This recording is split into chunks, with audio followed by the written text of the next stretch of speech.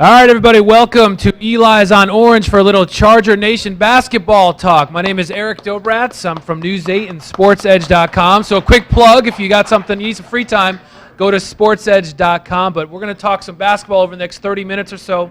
We're going to talk to the men's coach, Ted Hotaling, in a couple minutes. But first, we're going to start off with the women's coach, LaToynya Watson. How about LaToynya to give it up for Coach Watson? Huh? Thank you. Couple things. Eli's on Orange, a proud partner of University of New Haven Athletics, so we want to thank them for hosting us today. Thank you very much for that. 20% off your bill if you're here to talk UNH sports, which is a good thing. And I just heard from Andy Beardsley that drinks are on Debbie Chin today. So, Andy, thanks for telling me that. Debbie's not here.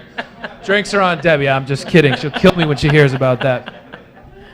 But first, LaToynya, let's talk about your team. You guys are 4-4 so far, and, of course, the big win last week beating Southern Connecticut. It's always good to beat the crosstown rival. Administrators are happy, players are happy. Let's start with that. Tell me about that last week. That was a big game for us. To start off the week, our players knew that playing against Southern Connecticut carries a lot of weight, and especially if they want to have any kind of bragging rights in the area. It was really, really important for us to get that win. I was really, really happy for the most part with how our team played. They came out with a lot of focus, a lot of fire, and they did a lot of good things and enough good things to pull out the win. What does that do for a program when you get that signature win, especially for you, just starting out as a head coach? Tell me about that a little bit. I think it's huge. I mean, it's a great motivator. It's a good measuring stick, especially this early in the season. And I think Southern Connecticut followed that loss with a win over a big win this past weekend. So, our kids can measure where they are as opposed to, being in limbo, like how good are we or what areas do we need to work on. But I think for them it was a big confidence booster. So, as I mentioned, you guys are 4-4. You beat Southern. You're coming off a loss to Pace. I looked at your roster. You have 6 freshmen on the team. Now, that's never easy for a first-year head coach. How tough has it been to navigate with not only new players and a new system, but how do you adjust to that? I think for the most part, and we're playing at least 3 freshmen, 2 playing significant minutes that we rely on. And with freshmen, you got to take the good with the bad. They're going to make mistakes, and we just have to, help them minimize the mental errors that they would make. But I think I would really, really say that I'm happy. Watch out. That I'm really happy with the progress that our freshmen are making. Now you have 1 senior on the squad, Brianna Bradford, or 2? 2. Yeah. Brianna had 26 against Southern the other day. I mean, how important is it to have a senior like that you as a go-to scorer? Well, she wanted it, and I think that most of her scores were out of our offense. She didn't force anything. She let the game come to her, and that just shows how versatile B is and how talented she is. She pretty much brought them out of their zone between her and Quana. I think they did a fantastic job of hitting those threes against Southern. When you come in as a new head coach, there's a lot of you learn on the job, but you were an assistant for a long time. What is the style for fans out there who are just getting used to your program? What kind of style do you want to implement over the next couple of years, would you say? Well, defense is our staple. Okay. I know people think our offense is, but it's great to have really good offensive players. But essentially, our team is buying into the fact that defense is what's going to win us games.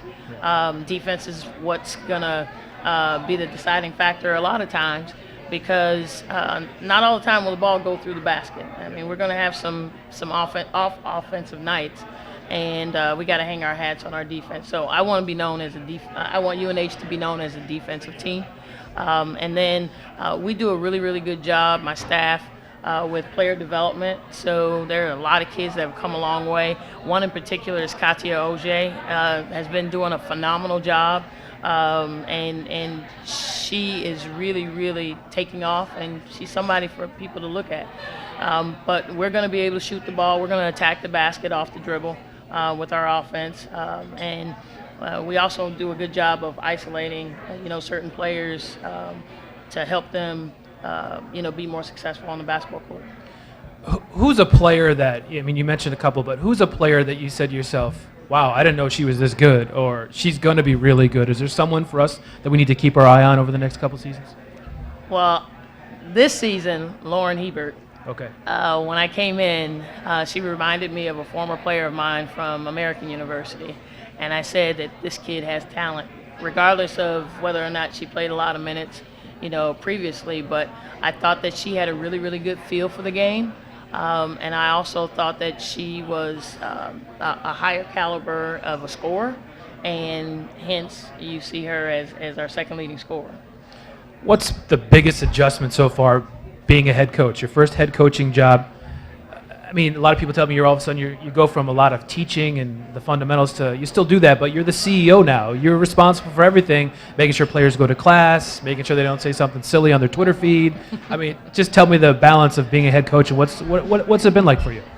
Well, the biggest difference is the amount of decisions that I have to make on a daily basis. On and off the court. On and off the court. And those decisions, I have to be right with those decisions. So that carries a lot of weight, in my opinion, that kind of directs everything else that we do. So that probably is the biggest difference. The other difference is that I get to dictate what we do on the court, what offense, what defense, how we're going to implement it. And then the other thing that I really, really like that I'm allowed to do this time is develop our leaders on our team. So we spend a lot of time doing that as well. Now, you have a couple weeks off now. You don't play again until the 18th against St. Thomas Aquinas. So is this kind of like a perfect timing? You play 8 games, you can kind of catch your breath, kind of reassess where you are, and maybe just focus on some little things in practice instead of worrying about an opponent right now? Absolutely. And I want our student athletes to be focused on their final exams first and foremost, so that they can finish off the semester strong. And then throughout this time, we will get some shots up.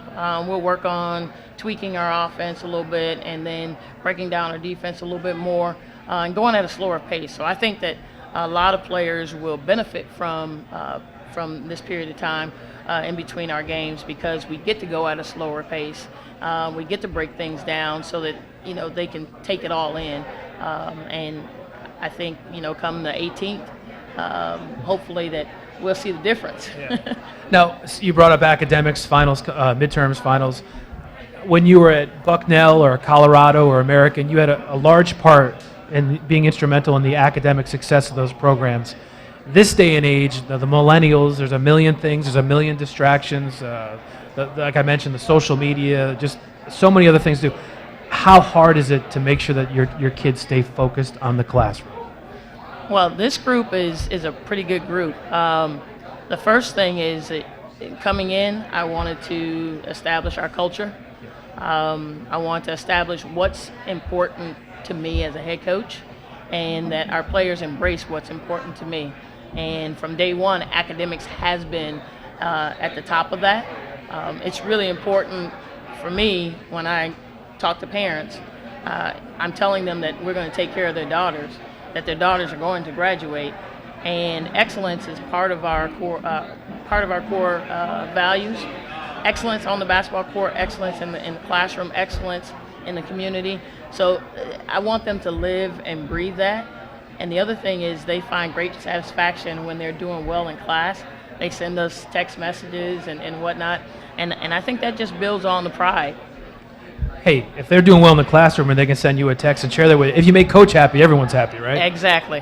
Now, speaking of coaches, one of the coaches you were able to bring in is Kamiko Williams, former Tennessee player, WNBA connections. How much did that help kind of get things going here once you got settled in, to have a player like that who can connect with maybe some of the younger players and played professionally and had a lot of success at a major Division I program?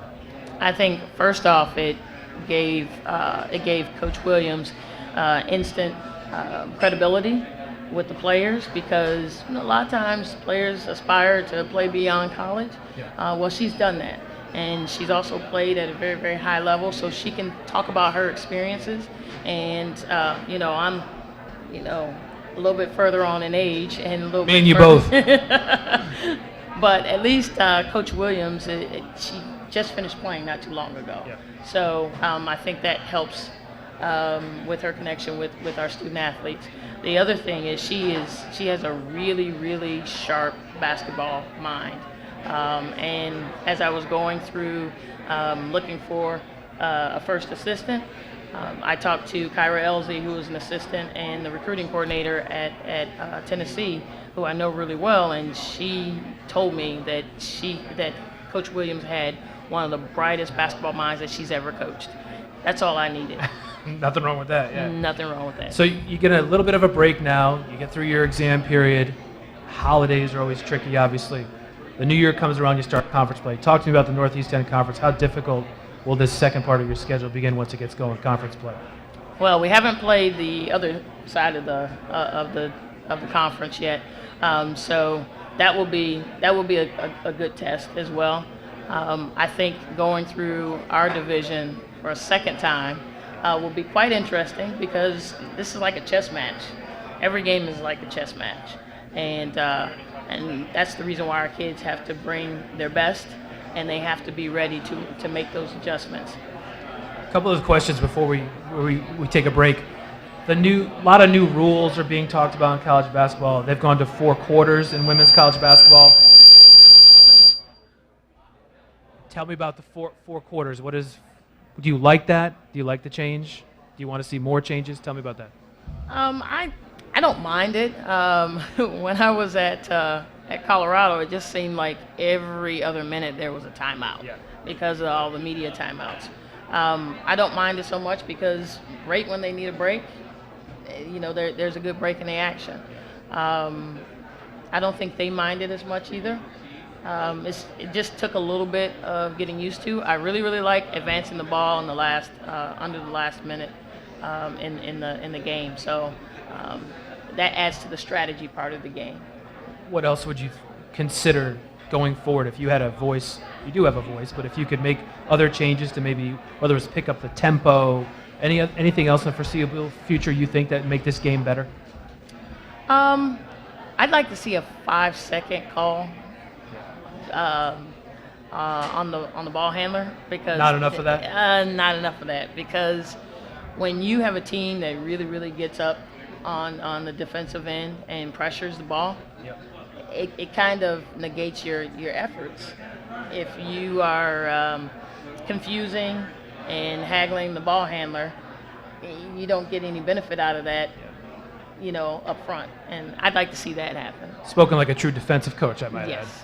All right, so off the court, how has the adjustment been for you? Have you settled down? Do you like the area? You're not from around here. What have you thought of the greater New Haven area so far? I've been really, really impressed with the greater New Haven area. I really like it. It has everything that I need, which, I'm low maintenance. Yep. So, but great shopping, great food. I love all the Italian restaurants and the Italian influence in the area. It's in a good location. I've been up to Boston, I've been down to New York, and it's close enough, I guess, to what I consider home, D.C. And I also like the public transportation to be able to go to all of these places and not have to drive all the time. Final thing before we let you go. When you're not coaching basketball, what do you like to do? You have any hobbies you want to share with us? What is LaToynya Watson doing when she's not? I mean, basketball takes up a lot of your time, obviously, but when you get a 5 minutes, is there a TV show? You're clicking on Netflix. Is there a hobby? What are you doing? Well, the hobby that I would like to do a little bit more, but I don't get as much time, is bowling. Okay. It allows me to stay competitive, but yet have fun. It's a great socializing activity for me. I've been in bowling leagues probably for the last maybe 4 or 5 years. You any good? I'm okay. What are we talking about? A number here. Give me a number. About 150. All right. Don't put that out there I yet won't. because we have a athletic staff bowling outing pretty soon, and I don't want to jinx myself. All right. Well, thanks for taking a minute to talk to us. Best of luck the rest of the way. We're going to take a quick time out here at Eli's on Orange, and when we come back, we'll bring in the men's coach, Ted Hotaling. Stick around. We'll be right back.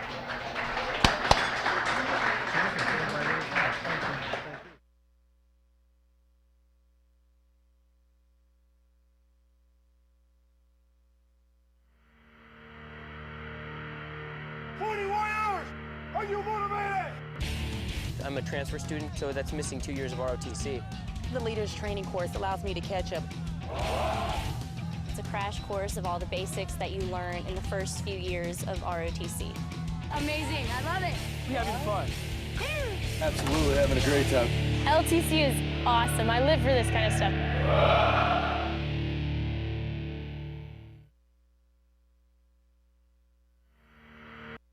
I remember the moment. I'll never forget that moment. That moment? It was a moment that changed my life. I'd been training with my team for months, and now we had been called up for the first time. The real deal. Wildfires were getting dangerously close to homes. At that moment, I got my first taste of just how important the Guard is to my community. See how the Guard can be an important part of your life at NationalGuard.com. I remember the moment. I'll never forget that moment. That changed my life. At that moment, it hit me. This is why I joined the Guard. We're soldiers, always ready to protect our country. But we've also got communities. Family, friends, neighbors who count on us. I couldn't believe it. I just saved a life to somebody from my hometown. See what it means to be a citizen soldier at NationalGuard.com. At the University of New Haven, we believe a great education takes place not only in the classroom, but also in the real world. Here, research projects and internships transform lives through hands-on learning. Here, we prepare students to lead purposeful and fulfilling lives in a global society. Here, we cultivate an environment of discovery and collaboration, and we inspire innovation. Come experience the difference here at the University of New Haven.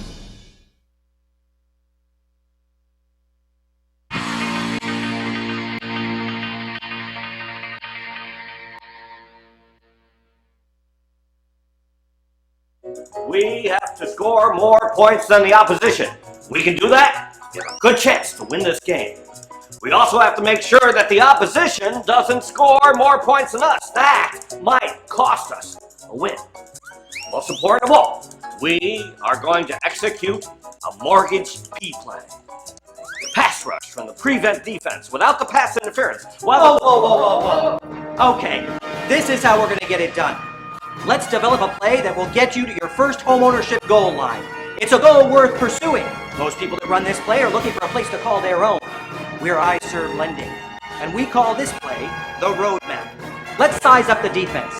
Factors that you're going to have to navigate as you approach the end zone. First, there's your credit score. We'll work closely to make sure that you're equipped with a score that will get you down the field. It will take purposeful effort and discipline to navigate this common defender. We'll exercise the credit coaching play on this one. Next, it's your down payment. This defense again requires effort and discipline. Having a plan in place will make this goal achievable, and we'll work with you to get you there as quickly as we can.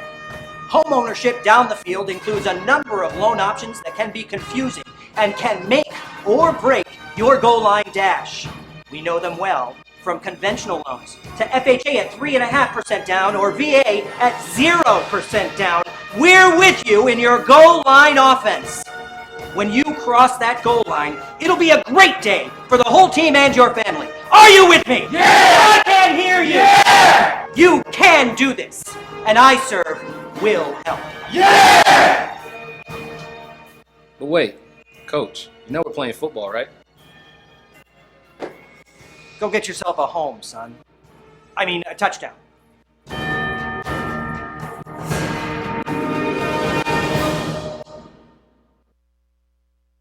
Get past this near side to Gillespie. And throwing it down was Najee Larcher.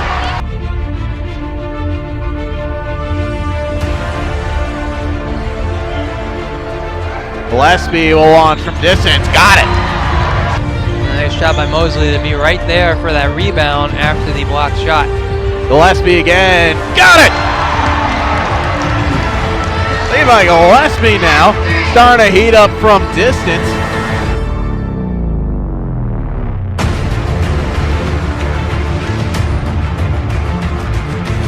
Mosley thought about shooting from distance, but he'll step back. Now he launches. Got it!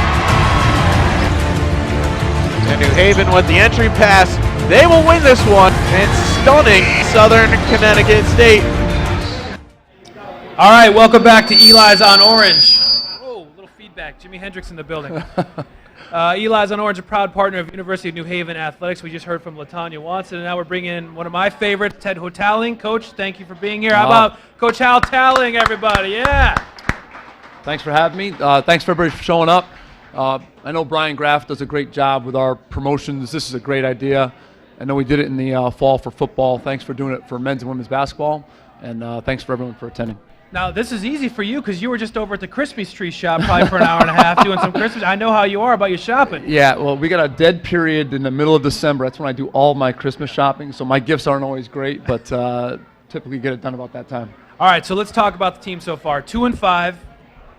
Big win last week over your crosstown rival Southern, which always makes alums happy, makes Debbie happy, makes the administrators around the office happy. Right. Southern's a really good team. Tell me what you guys did last week. Let's start with that. Yeah, Southern's a very talented team, very good scoring the ball. I thought we did a great job. You know, we've always been a very good defensive team. I thought we were really good in this game. First of all, transition defense got back and tried to limit easy opportunities, and then we didn't turn the ball over to give them run out. So guys played great. Guys made some plays when the game got close. You know, got down to 1 in the second half, and Jamal Mosley made 2 big shots. Levi Gillespie came in when they went zone and made 2 big threes. So guys really made plays, which is great to see, especially from younger players, and really fortunate to get a great win.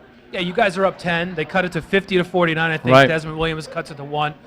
And everyone in the building's thinking, oh, here we go. You know Right, what I mean? right. Here's a really good team making their run.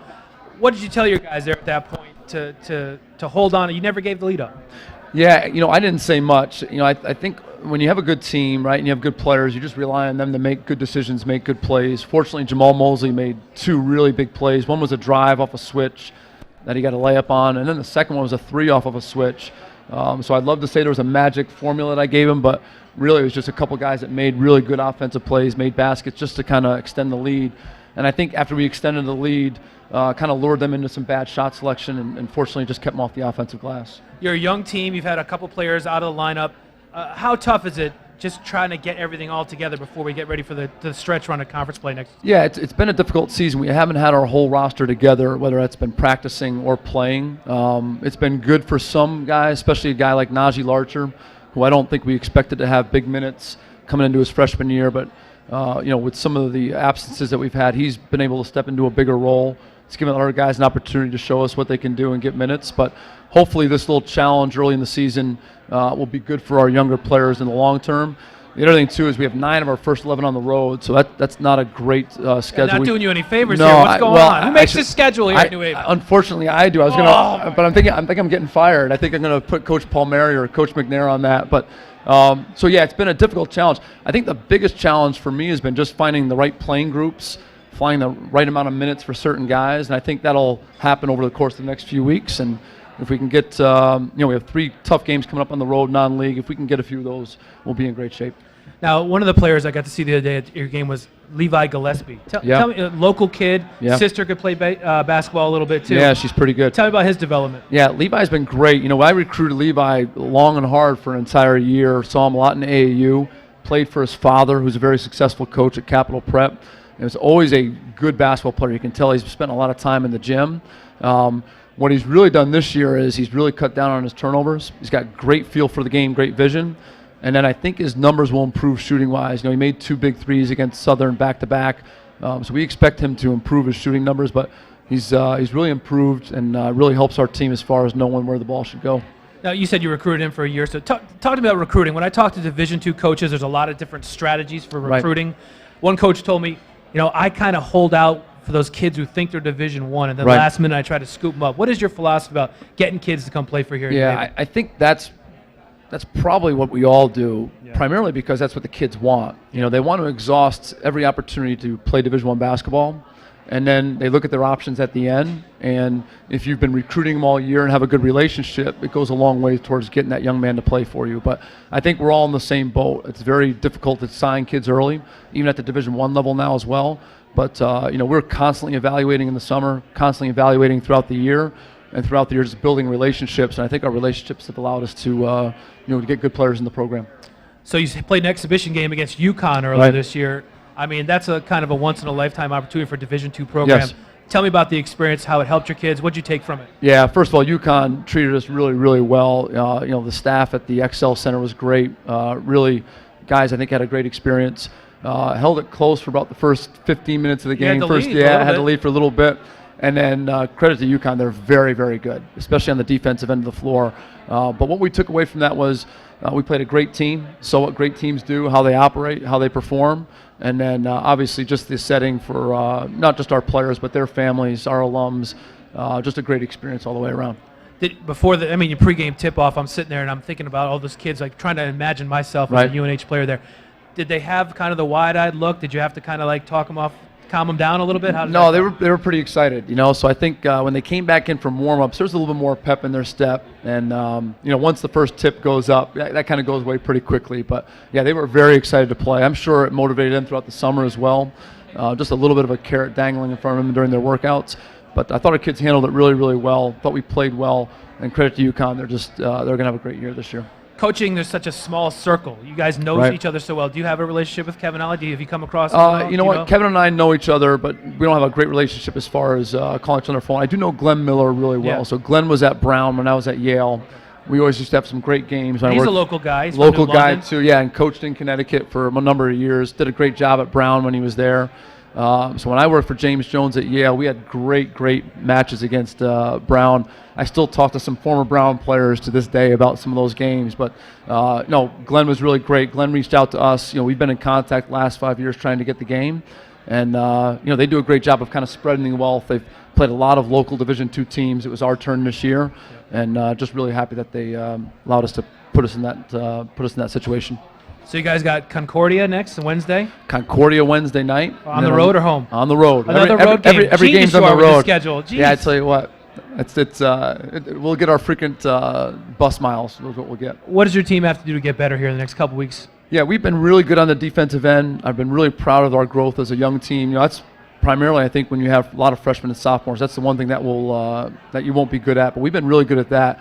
Really, what we haven't been good at is just making shots. So hopefully, when we get a little more consistent with our lineup, a little more consistent with playing groups, I think that will happen. I'd rather be good defensively and poor offensively. I think we can fix those things as we go throughout the year, but just putting the ball in the basket has been a little bit of a challenge, and hopefully that'll materialize here quickly. This your 6th year here? Is my what now? 6th? Is this your 6th year? Did you say 6th? 6th year? 6th year. Oh my God. Unbelievable. So how have you been able to build this program? I mean, you had a couple back-to-back 20-win seasons. You won 15 last year. What's been the secret for you getting players to come here and play for you? Obviously, you're a great guy. Everyone likes to hang out with you, personable. I'm sure, yeah. But, I mean, it's tough building a program. How It do you is. do it? It's hard. I've been really fortunate. I've had really good assistant coaches, first and foremost. I hired a guy named Toby Carberry when I first got the job. Toby's now an assistant at Central, but Toby was a local New Haven legend. Was just a great person, high-character person. I've been lucky to hire a former player, Mark Palmieri. But then we've had guys like Marcus Wellman, who played at Franklin Pierce, was an assistant coach, John McNair now. So really we've had really good assistant coaches that have really supported me and the things we're trying to do. And I think we've been really lucky with getting good kids. So sometimes recruiting, you can work as hard as you want, and just being lucky is best case scenario. We got lucky with Jeff Atkins. He turned out to be one of the best players I've ever coached. Lucky with Justin Exum, lucky with Eric Anderson. So we've had good players. I think that's a staple of every program. And then guys that buy into what we do and don't ask a lot of questions and put forth a ton of effort. So, that's the secret. Surround yourself with good people, get good players, and then limit the things that cost you losses, right? So transition defense, don't turn it over, no second shots, and don't foul, and you have a chance to win every game. We've just been really good at those things on the floor. So I asked LaToynya this question. I'm going to ask you. Women's game is experimenting with some different rules, 4 quarters. What is the men's game do you think need to do going forward to improve a little bit? I mean, the biggest complaint from fans is, hey, there's too many fouls. Right. I mean, every other play there's a foul for a hand on a guy or whatever. What would you do going forward to maybe improve the game that you're involved in? I see 2 years ago they had an opportunity to really sink their teeth into the physical play, and they did. They called a lot of fouls 2 years ago. And then what happened, they reversed course, and then last year they allowed physical play, bumping on drives, bumping cutters. They went back again this year to calling it very, very close.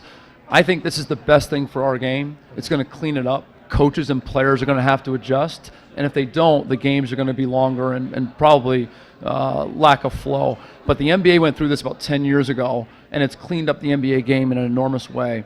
Our game will adapt to that sooner than later. We just can't give up on that. Other than that, I think we're doing a good job. You know, they've limited the shot clock from 35 to 30. It hasn't really sped up the game too much. But once we get acclimated to the foul calls, I think that our game will be better. It's needed. It's going to be a bump in the road. It's not going to be fun to watch for a while, but at some point in the near future, it's really going to help it out. Well, I think the thing that drives me nuts and the fans nuts is they call these tight fouls for the first half of the year, and then around February, March, they swallow the whistle a little bit because it's tournament time or whatever, and they go away from it. So how do you get them to stick to it? Well, that's going to be on the head of officials. Yeah. That's going to be on coaches, right, when they evaluate officials after games. And it's going to be on the officials to have a thick skin and call what they see. So I think that's going to change this year. I think they're going to call a lot more. I think you're going to see a more free-flowing game. It might not happen this year, and it's going to hurt some of the better defensive teams. But I think in the future, maybe the next 2-3 years, you'll see a much better product on the floor. So I think there'll be a little pain right now. Everyone's going to feel it, coaches, players, fans included. But at the end of the day, it's the best thing for our game. So you played basketball your whole life. Right. You played in college. When did you know that, hey, this is what I wanted to do? Did you have that moment when, I know you played professionally a little bit overseas, but when did you say to yourself, you know what, I want to be a coach? Yeah, well, my dad coached in high school, so I wanted to be so just you like... had no choice. Yeah, well, I did. My parents were great, both school teachers. My dad coached multiple sports. It was a 3-star sport in college, by the way. I played soccer, basketball, and baseball at Brockport. So I always knew I wanted to be around it, and I had a great role model. My father's one of the best human beings alive. Always wanted to be like him. I was going to be a high school coach, and then when I went down to Adelphi, I played overseas, went to Adelphi University, and Steve Clifford, who I had known, he was at Siena College as an assistant when I was at Albany. Steve brought me on as his GA, and then I got hooked, and I couldn't get out of it. So I was going to be how do you get hooked as a GA, first of all? Well, you're working 100 hours a week. I was making $200. You got no life. Yeah, I was making $200 a year, so that was good. But Steve Clifford, he's the current head coach of the Charlotte Hornets. Yeah. And I just really thought he did an unbelievable job. He really helped me a ton, helped guide me in the business. And then I went to work for James my second year. And then I think once you're around it and you like it, it does become consuming, and it is what you want to do. So at some point you have to burn the ships and say, this is what I'm going to do. And that's what I did. And fortunately, I've been really lucky to work for a lot of good people. You know, I worked for Steve Clifford. I worked for James Jones. Yeah.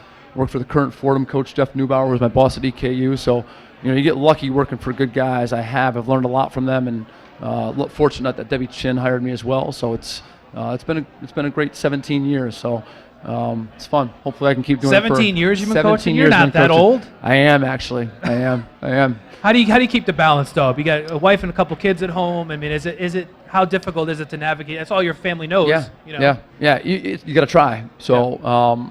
You know, my wife is very balanced. I try and be very balanced. I try and do a lot of my work in the office, and when I go home, I try and be with my family, my kids. I'm very lucky that my family is very understanding of what I do, although my son's not real happy that we're losing right now. But yeah, you have to direct your thoughts in a way that forces you to be balanced, right? And there's plenty of time to do both, and you just have to figure that out. It is hard sometimes, but you have to figure that out. So, but my family is very supportive. That's obviously a big key. Do you like your team? Love my team. I looked at this season as a 2-year season when we started. Yeah. And it's a 56-game schedule, all right? 52-game schedule, 26 games each year. So early in this 52-game schedule, I think we've done a lot of good things. The results haven't been there, but our guys are trying to do the right things. We've been very good defensively, if not the best defensive team in the league right now. And I think as our guys start to play a little bit more together, we have everybody on the same page, everybody on the roster back, I think we'll start to see a lot more wins, which we're excited about. Maybe you can play a couple of home games coming up. I think so. Second semester, we got a bunch. Are all your home games next year? Yeah, next year, 2016. 2016. Well, listen, best of luck. Thanks for hanging out with us. It's been a pleasure as always to talk to you. Thanks for being here. You always do a great job. My pleasure. I want to thank everyone for coming here. How about the Eli's on Orange, the proud partner of University of New Haven Athletics. I want to thank the UNH Charger family, LaToynya Watson, Ted Hotaling, Debbie Chin I see down there, Dan Reedy for putting this together, Andy Beardsley, all the guys. Thanks again for watching, and I'm Erik Dobratz from News 8. If you're looking for something fun to watch us tonight. Check out sportsedge.com. Until then, we'll see you next time. Thanks for coming, everyone. Take it easy.